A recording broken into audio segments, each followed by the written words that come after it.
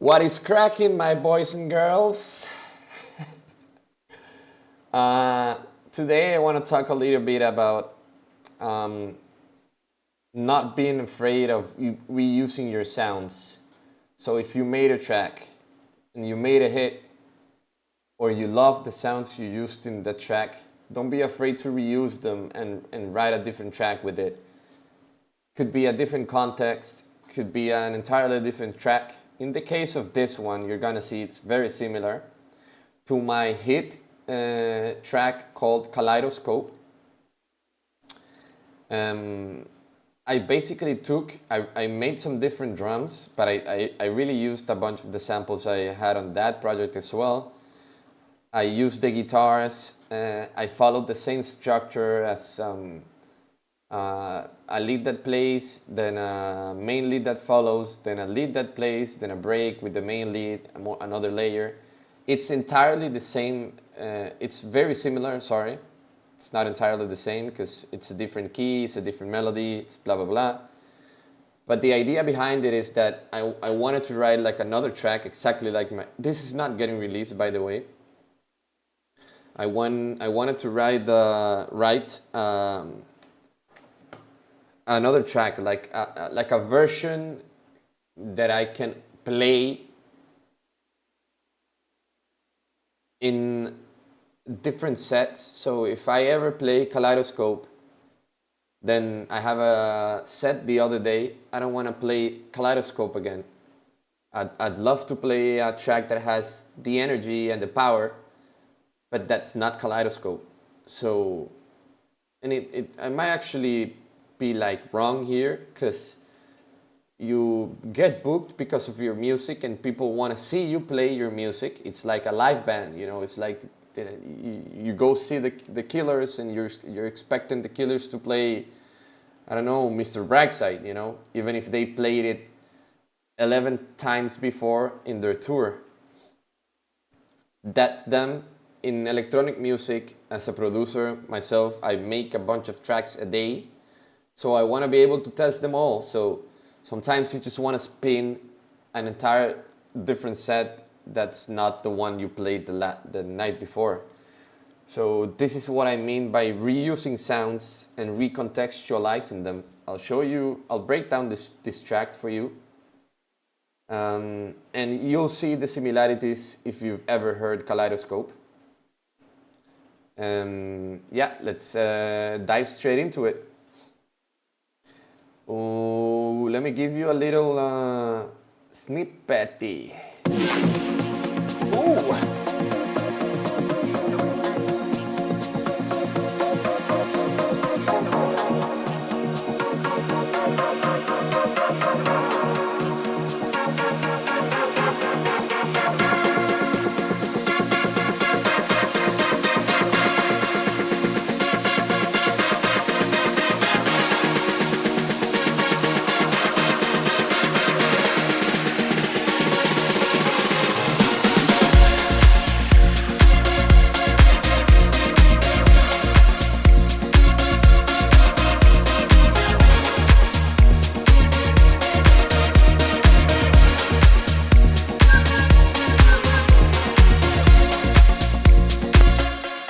You get the idea, and this is the other melody that plays throughout the track.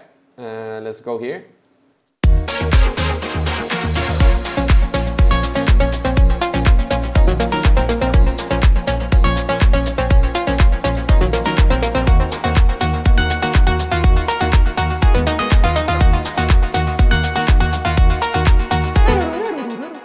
I wish I did that, looking back.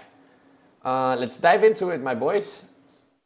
Straight up, nothing on the drum bus. That's just me being lazy, but it really does benefit from it. Kick. It's a kick from my dear friend Sebastian Leger. I've been using this a lot, man, and I want to thank you. I know Seb watches some of my videos, so thanks, my brother. I really haven't had the chance to properly say thank you. I think I have done it a couple of times, but you never get to be thankful enough for being able to share stuff with such a legend that you've been admiring for years now, you know? Then the next one, I used this kick on Kaleidoscope. This was the kick, sampled from Hernan Cataneo's track with Marcelo. It's a Shaiti remix, Oriki, I think it's called, yeah. It's funny because actually Hernan went and hopped in on the collaboration for that track. So in this case, I just used it as a top kick. Very simple, it's like a nice clicky hi-hat that it had, so I liked it. Bass and sub, entirely the same thing. I think I even took the same pattern. I don't remember. I might, not this, could be. It really could be. So top bass. It's a massive preset. Direct live. And sub, you've seen me use this sub a million times. I just love it. It's like an 808. It's got punch, it's got balls. It has a hit. It probably has like a, yeah, it has a pitch envelope. I'm guessing it's this bad boy here.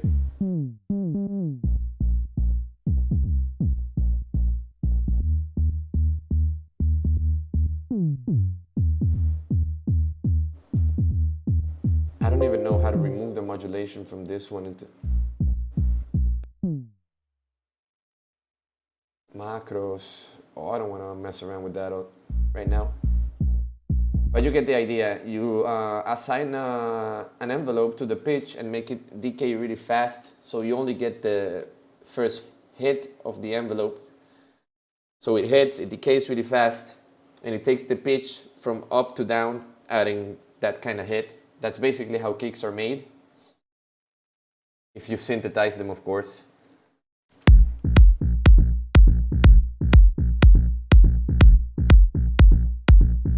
Lowering a little bit of this master chain, it might be a little bit too loud. So yeah, that's mid bass and sub and kick. And then I have these strings in the bass for some reason. I guess it was just a flow thing. I was working and I added that. And I designed this kind of very chunky dubsteppy kind of thing from Teddy Killers. I'm a huge fan of drum and bass and dubstep. You have no idea how much I love that. I absolutely love heavyweight kind of music. You would see me and you would never think I'm this kind of guy. I go fucking heavy on the music, man. And sorry for cursing, I'm trying to stop, but I think that word there, it just fitted perfectly. I'm a huge fan of System of a Down, Limp Bizkit, Linkin Park, a bunch of like heavy metal bands. I love rock music, some other like classics. But yeah, I love going to the gym, so in the gym I hear this kind of music and it just pumps me up. So back to electronic music and heavyweight music in electronic, I don't think you go heavier than drum and bass. Meshfus, Koan Sound, they just write some beautiful heavy drum and bass kind of stuff.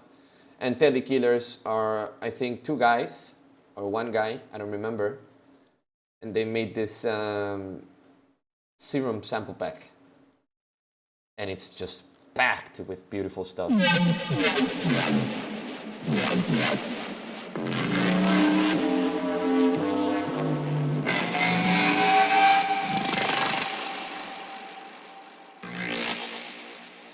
And you know, you use them sparingly in your track and you have this very cool dubsteppy sound that happens only once in the entire track, and it's just a highlight. It's a cool thing. Let me remove all of the delays. It sounds like this, dry.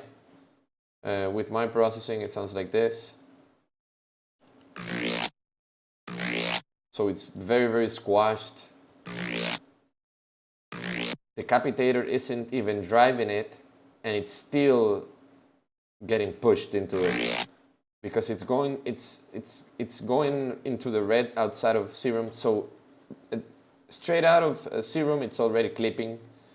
The capitator isn't even acting, but it's getting. Whoa, my terms are all over the place right now. It's not getting driven, but it's still acting because it is getting driven just by the volume. So I cannot raise this anymore. But if I were to like raise the gain here, it's gonna get distorted. It's nonetheless, you know what I mean? That's how a saturator works. So with the sends and returns on, it's just a bunch of reverb and delay. So that happens only at that moment, which is like the second break. And then I'm moving on to the strings here that are in the bass for some reason, and these are a sample. They have this very cool LFO tool preset I found, which is giving them a lot of movement.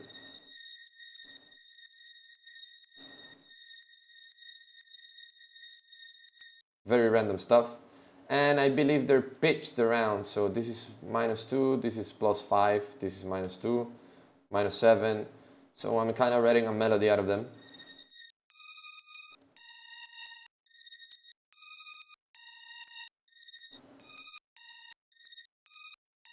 Same thing, it just repeats. And here,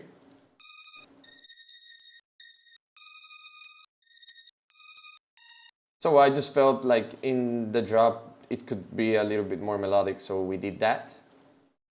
Let's talk about the drums now. The riser is a snare riser.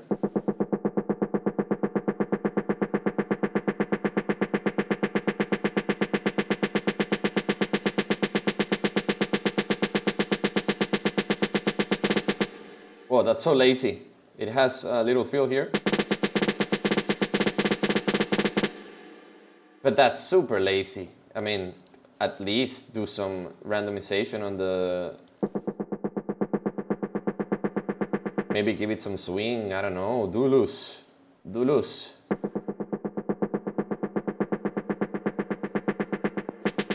That's a bit better. And it was just 2 changes, so this is also an example of being a little bit like, give it your 100%, 110%, so your tracks sound like they have that 110% added. Main hat is 4 layers. 1, 2, 3, 4. This last one is extra, but I guess as a producer I wanted that in there. Open hat. Clap is 2 layers. Sorry. 1 layer here, another layer here.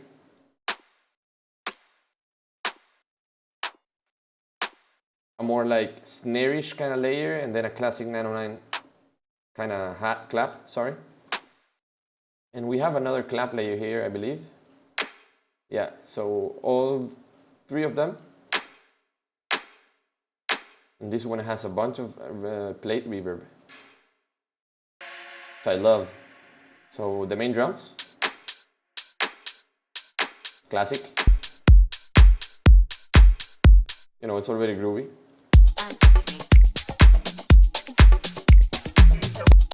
Let's talk about the drums. Top loop, shaker kind of thing. No, this is the top loop. Very simple. More hats.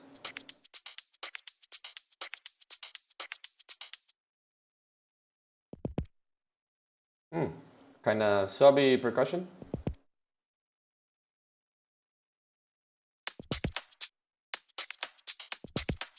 Kind of cool. Another loop here. Shaker. So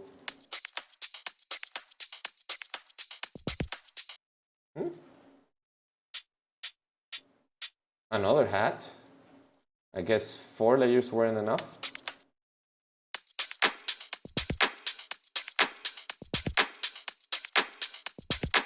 As you can see, this is overkill. Like, you don't need this layer. It's not... Maybe in the arrangement at some point, yep, in the intro, he's doing its own thing.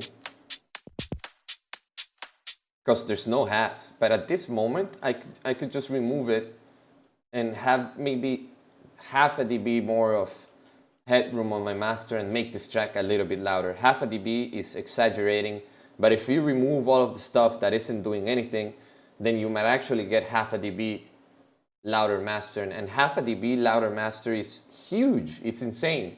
Because imagine raising everything half a dB up. It becomes louder. It really does become louder. Percussion kind of groovy thing. And all of these loops, I think they are like clipped in a way that I only use some of the information in them, not the entire thing.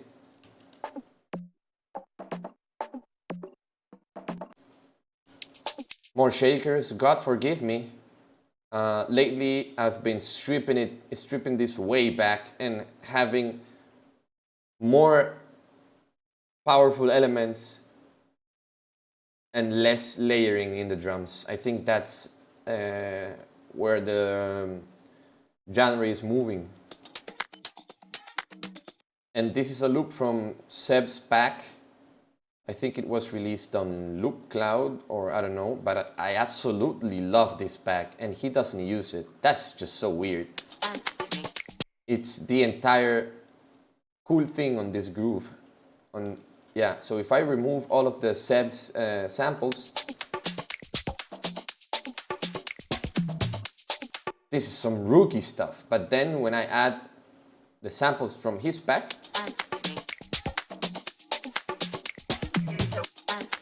all of the cool stuff is here. So this top loop here, which has that little vocal and then some congas, and then the samples are just quality. These vocals I chopped from a longer loop. I just like it. They're like classic tech housey kind of stuff, or like that kind of housey vibe. The Doc guys, I don't remember what was the name, Doc something. They were making like huge hits back then.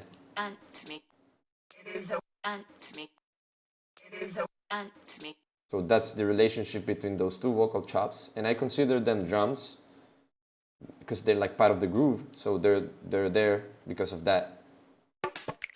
And then here's another kind of chopped up loop. Let's hear the entire thing.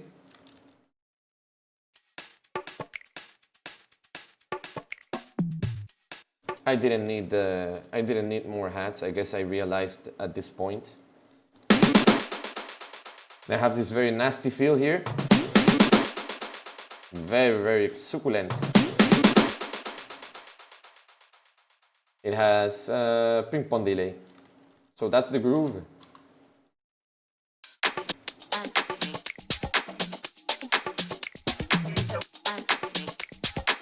Kick, bass.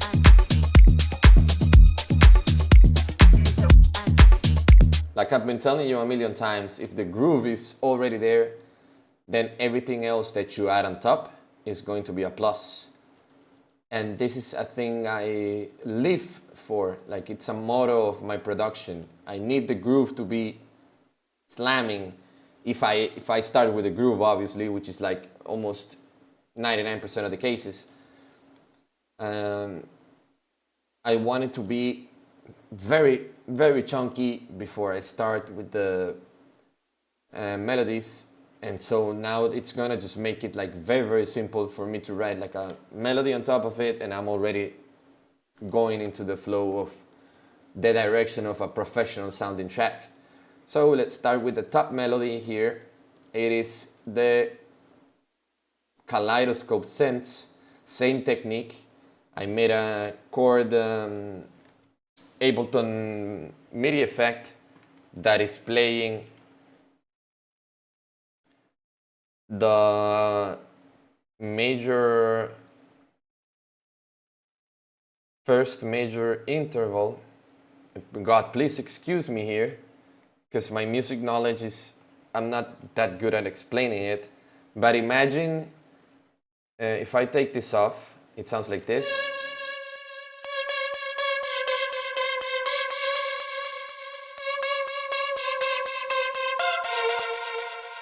And all this rack is doing, it's also, I also have a scale here, so I wrote the track with the scale on, so this is not a reflection of the original melody. So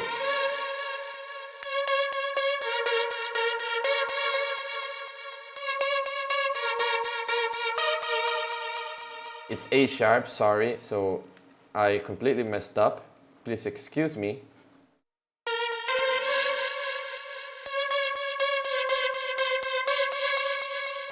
So I'm gonna put this in A sharp right here.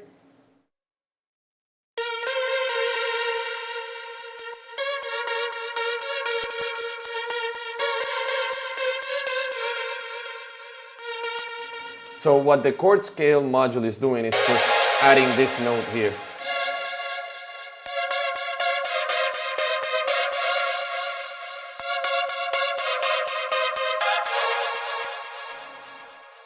And I had it on because I wanted to write the melody straight away with that on. It's also adding an octave of that harmony kind of layer. So basically what it's doing is, sorry for that, adding that and then this one as well.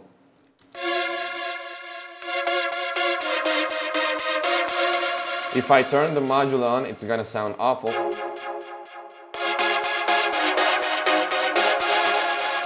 It doesn't even know what to do. But you get the point. It's adding like an interval, a major interval, which is then getting scaled to a minor scale. It's getting transposed to a minor scale because the track is written in A sharp minor. And I find that by doing a major interval, it always gets the note right. Whereas if I did a minor interval, then sometimes it would be like this, but then some notes it would play like this, which is not a major or minor interval. It's like a sus kind of interval, or it's like, I don't know. Musically speaking, I'm not entirely sure if I'm saying the proper terms here, but mathematically speaking, it was failing me in doing this. So I find that adding a major interval in the chord module and then scaling it to minor or major, because in major it's gonna work. But in minor, if you had a minor interval and you were aiming to write a melody like this, then some notes would get transposed to a different kind of interval instead of the minor interval. I hope that made sense. Just try it out for yourselves. You'll understand exactly what I mean.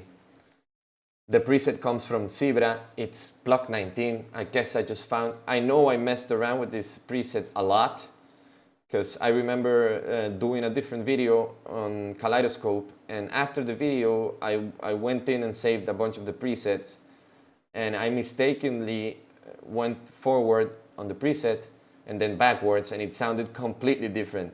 So I did mess around with it. Zebra is a beautiful plugin. It's a little bit modular in a way where you can add different filters here to different oscillators. You can have the routings however you want. So I could go from the oscillator into the noise, into the filter, and it gets complicated really quickly, really fast, but it is a sound designer's dream.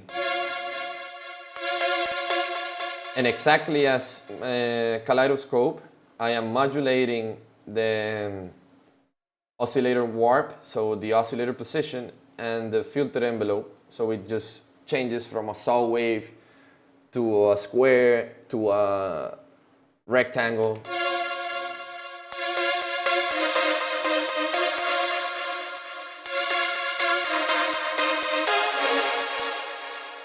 It's just a beautiful sound, and it fits perfectly when it's done in this way. So let me speed this up because we're already 25 minutes in. I spent 5 minutes of your time explaining you how the chord module enablement works. I can change this title to that. A marimba layer, it's also coming from Zebra, sorry, a xylophone. And then another layer coming from Repro 5.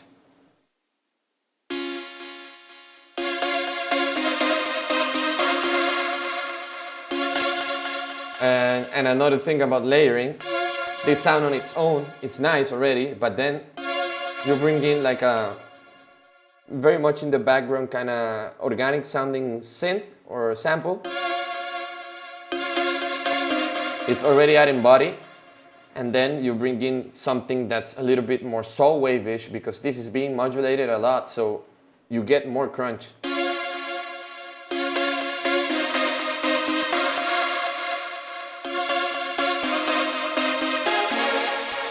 I really miss this layer when I turn it off. So there it goes, it's in there. For the main melody, I use the Moog Sub 37.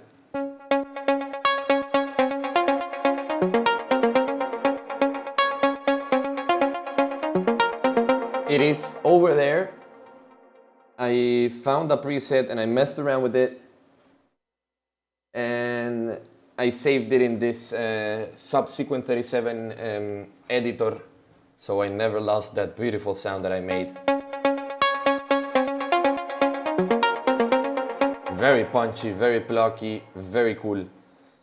And this melody came exactly the same as in Kaleidoscope from a Dune 3 reset, which is Amelie KS. What? So this was the thing that started the track.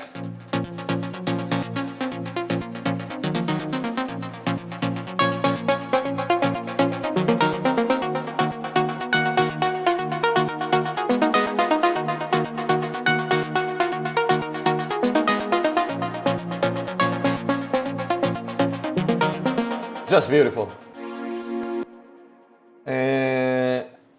As far as modulation, I'm controlling the filter, the mix of the oscillator. What? Let's see.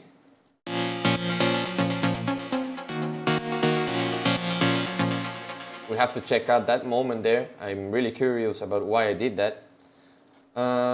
Jupiter 8 for the pad. Very like retro sounding pad with phasers. I love phasers, man. Watch me add a phaser in every single one of my tracks. Every single one of them has a phaser somewhere there. So let's check out this moment. Oh, okay, Dulus, you got it. Some random fill in there. Keep it interesting, my boy. And finally the guitars.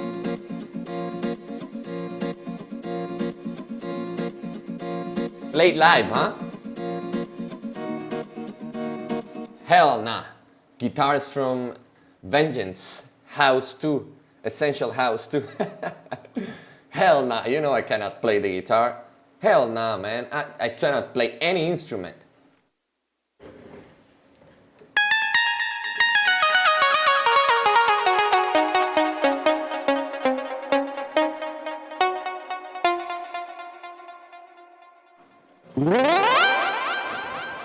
I do mess around a lot, so I've come to the position where I can come up with melodies really quickly, but I do not play the keys at all.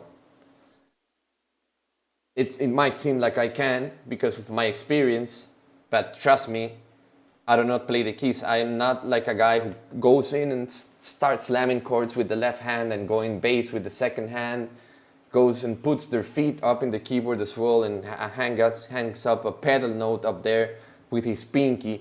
You know, that's not my style. I do come up with melodies really quickly because I've been on top of the keys for years now.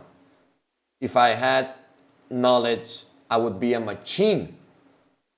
So the whole synth stack has an OTT on top of them.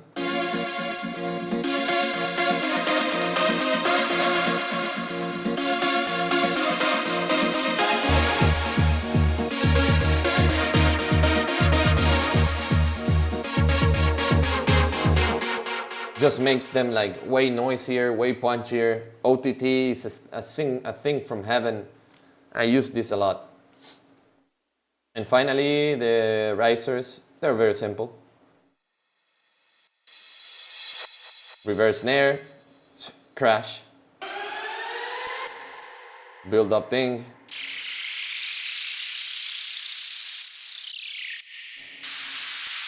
Oh, this is interesting. This is Transit from Andrew Huang. I think you guys know the YouTuber. And it's just making this riser cooler.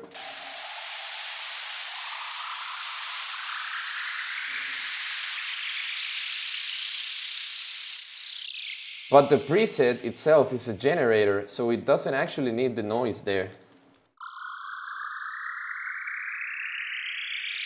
So imagine it's like a layer. That's kind of cool. I want to know how. So it has an oscillator there, and it's being pitch shifted.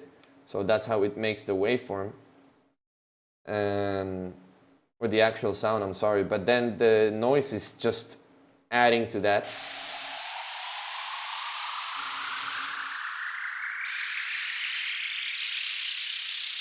And it's making an otherwise just volume rising kind of noise feel a little bit more interesting. And then I fall it down. So I could have done this. What's the fun? It has to go somewhere. It's tension and release. It's the law of alchemy. You have to take something to give something. I'm a huge anime fan as well, guys. You don't know nothing about me, man. This guy is full of surprises. Sends and returns, they're classics, you know, room, plate, etc., etc. And the mastering chain is Oxford, inflator, Capitol mastering compressor, just adding a little bit of compression and texture. Fairchild doing more texture. UAD preamp pushing the track into the red, I believe. No, I didn't go that crazy. I like to push it into the red because the UAD stuff adds like some really cool natural distortion harmonics. So the UAD stuff I love to push very hard into the red. Pultec EQ doing some boosting in the low end and some boosting in the high end. 60 Hz and 10K kilohertz. Yes, sir. Ozone, this is the maximizer, just adding a little bit of clipping and some more gain, emphasizing the transients as well. Yeah, that's some complicated stuff. I'm not gonna dive right into that.